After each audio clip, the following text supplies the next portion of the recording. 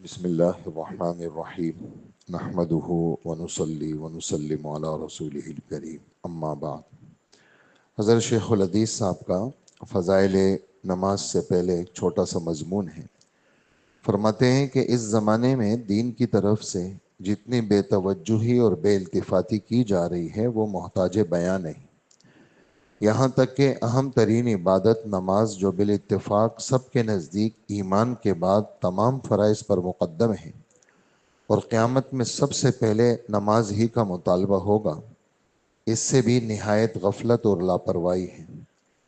اس سے بڑھ کر یہ کہ دین کی طرف متوجہ کرنے والی کوئی آواز کانوں تک نہیں پہنچتی، تبلیغ کی کوئی صورت برابر نہیں ہوتی۔ تجربے سے یہ بات خیال میں آئی ہے کہ جناب رسول اللہ صلی اللہ علیہ وسلم کے پاک ارشادات لوگوں تک پہنچانے کی کوشش کی جائے، اگرچہ اس میں بھی جو مزاحمتیں حائل ہیں وہ بھی مجھ سے بے وضاحت کے لیے کافی ہیں، تاہم امید ہے کہ جو لوگ ذہن کے خالی ہیں اور دین کا مقابلہ نہیں کرتے، یہ پاک الفاظ انشاءاللہ ان پر ضرور اثر کریں گے اور کلام اور صاحب کلام کی برکت سے نفع کی توقع ہے۔ اسی طرح دوسرے دوستوں کو اس میں کامیابی کی امیدیں زیادہ ہیں، جن کی وجہ سے مخلصین کا اصرار بھی ہے۔ اس لیے اس رسالے میں صرف نماز کے متعلق چند احادیث کا ترجمہ پیش کرتا ہوں، جو نفس تبلیغ کے متعلق بندہ ناچیز کا ایک مضمون رسالہ فضائل تبلیغ کے نام سے شائع ہو چکا ہے۔ اس وجہ سے اس کو سلسلہ تبلیغ کا نمبر 2 قرار دے کر فضائل نماز کے ساتھ موسوم کرتا ہوں، اور توفیق تو صرف اللہ ہی دیتے ہیں۔ نماز کے بارے میں 3 قسم کے لوگ عام طور سے پائے جاتے ہیں۔ ایک جماعت مسلمانوں کی وہ ہے جو سرے سے نمازی کی پرواہ نہیں کرتی۔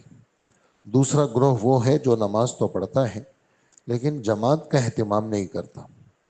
تیسرے وہ لوگ ہیں جو نماز بھی پڑھتے ہیں اور جماعت کا اہتمام بھی کرتے ہیں لیکن لاپرواہی اور بری طرح سے پڑھتے ہیں۔ اس لیے اس رسالے میں تینوں مضامین کی مناسبت سے 3 باب ذکر کیے گئے، اور ہر باب میں جناب رسول اللہ صلی اللہ علیہ وسلم کے پاک ارشادات اور اس کا ترجمہ پیش کر دیا گیا ہے۔ ترجمے میں وضاحت اور سہولت کا لحاظ کیا گیا ہے، لفظی ترجمے کی زیادہ رعایت نہیں کی، اور چونکہ نماز کی تبلیغ کرنے والے اکثر اہل علم بھی ہوتے ہیں، اس لیے حدیث کا حوالہ اور اس کے ساتھ جو مضامین اہل علم سے تعلق رکھتے ہیں وہ عربی میں لکھ دیے گئے کہ عوام کو ان سے کچھ فائدہ نہیں، اور تبلیغ کرنے والے حضرات کو کبھی کبھی اس کی ضرورت پڑ جاتی ہے، اور ترجمہ اور فوائد وغیرہ اردو میں لکھ دیے گئے ہیں۔ پہلی حدیث پیش کر کے بات ختم کریں گے۔ عن عبداللہ ابن عمر رضی اللہ عنہما قال قال رسول اللہ صلی اللہ علیہ وسلم بنی الاسلام علی 5 شہادت ان لا الہ الا اللہ وان محمدا عبدہ ورسولہ واقام الصلاة وایتاء الزکاة والحج وصوم رمضان، متفق علیہ۔ حضرت عبداللہ ابن عمر رضی اللہ عنہما جناب رسول اللہ صلی اللہ علیہ وسلم کا پاک ارشاد نقل کرتے ہیں کہ اسلام کی بنیاد 5 ستونوں پر ہے۔ سب سے پہلے لا الہ الا اللہ محمد الرسول اللہ کی گواہی دینا، اس بات کا اقرار کرنا کہ اللہ کے سوا کوئی معبود نہیں اور محمد صلی اللہ علیہ وسلم اللہ کے بندے اور اللہ کے رسول ہیں۔ اس کے بعد نماز کا قائم کرنا، زکوٰۃ ادا کرنا، حج کرنا، رمضان المبارک کے روزے رکھنا۔ فائدہ میں شیخ فرماتے ہیں کہ یہ 5 چیزیں ایمان کے بڑے اصول اور اہم ارکان ہیں۔ نبی کریم صلی اللہ علیہ وسلم نے اس پاک حدیث میں بطور مثال کے اسلام کو ایک خیمے کے ساتھ تشبیہ دی جو 5 ستونوں پر قائم ہے۔ تو کلمہ شہادت خیمے کی درمیانی لکڑی کی طرح ہے، بقیہ چاروں ارکان بمنزلہ 4 ستونوں کے ہیں جو 4 کونوں پر ہوں۔ اگر درمیانی لکڑی نہ ہو تو خیمہ کھڑا ہی نہیں ہو سکتا، اور اگر یہ لکڑی موجود ہو، چاروں طرف سے کوئی کونے میں کوئی لکڑی نہ ہو تو خیمہ کھڑا تو ہو جائے گا لیکن جس کونے کی لکڑی نہیں ہوگی وہ گری ہوئی ہوگی۔ اس پاک ارشاد کے بعد ہم اپنے حالت پر غور کریں کہ اسلام کے اس خیمے کو ہم نے کس درجے تک قائم رکھا ہے، اور اسلام کا کون سا رکن ہے جس کو ہم نے پوری طرح سنبھال رکھا ہے۔ اسلام کے یہ پانچوں ارکان نہایت اہم ہیں، حتیٰ کہ اسلام کی بنیاد انہی کو قرار دیا گیا، اور ایک مسلمان کے لیے بحیثیت مسلمان ہونے کے ان سب کا اہتمام نہایت ضروری ہے، مگر ایمان کے بعد سب سے اہم چیز نماز ہے۔ حضرت عبداللہ ابن مسعود کہتے ہیں رضی اللہ عنہ، میں نے حضور صلی اللہ علیہ وسلم سے پوچھا، اللہ کے یہاں سب سے زیادہ محبوب عمل کون سا ہے؟ فرمایا نماز۔ میں نے عرض کیا کہ اس کے بعد کیا ہے؟ فرمایا کہ والدین کے ساتھ اچھا سلوک کرنا۔ میں نے عرض کیا اس کے بعد کیا ہے؟ ارشاد فرمایا کہ جہاد ہے۔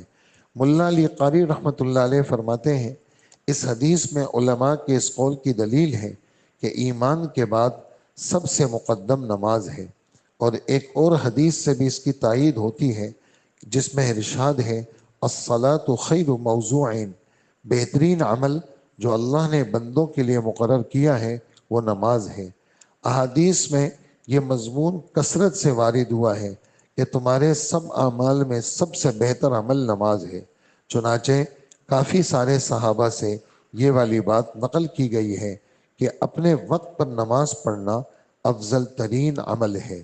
اسی طرح اول وقت نماز صحابہ کرام سے نقل کیا جاتا ہے، مقصد سب کا ایک ہی ہے۔ دوستو، آج نماز کا بیان شروع ہوا ہے۔ اللہ پاک ہمیں نمازی بنائے، اور ایسا نمازی بنائے کہ اللہ کے دربار میں نمازی ہو، کہ اللہ پاک کے ہاں ہم نمازی بن جائیں۔ اور کسی بھی عمل کی پختگی کے لیے حضرات ایک نسخہ بتاتے ہیں، وہ یہ ہے کہ اس کی دوسروں کو دعوت دی جائے۔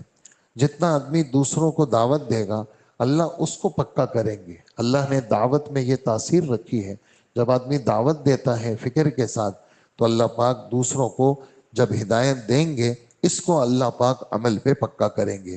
تو ہم بھی نیت کریں، جو ہمارے تعلق والے ہیں اس مبارک مہینے میں بھی نماز نہیں پڑھتے، ہم نیت کریں انشاءاللہ ان کو مسجد لائیں گے، پیار محبت سے مسجد لائیں گے، ان کو نماز کے لیے کھڑا کریں گے، اور مسجد تک لانا یہ ہمارا کام ہے، آگے دلوں کا پھیرنا یہ ہمارے رب کا کام ہے۔